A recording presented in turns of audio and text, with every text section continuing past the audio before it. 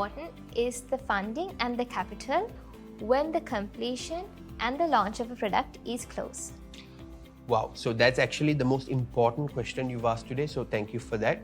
So the truth is, capital and funding in general is really important for the completion of a product. So based on our experience as an organization, we've experienced several instances where several projects and applications have been stalled entirely due to lack of capital and lack of funding.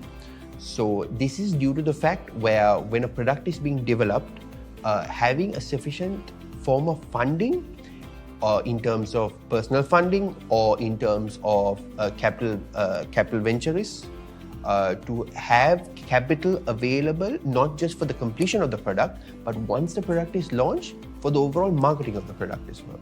So we've come across several situations personally where the product is not able to complete or is stalled completely to this day because certain clients haven't had the sufficient funds to complete this product.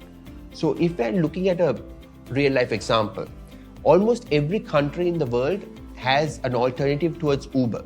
So Uber is a multinational company with several forms of venture capitalists funding it and also several investors funding it.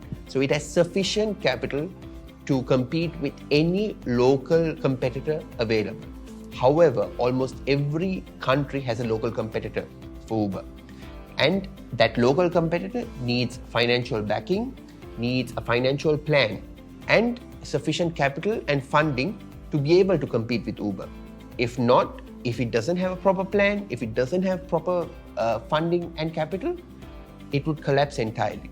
So funding and capital and having a capital plan overall is extremely important in directing of not just the completion of a product, but overall taking a product forward as well.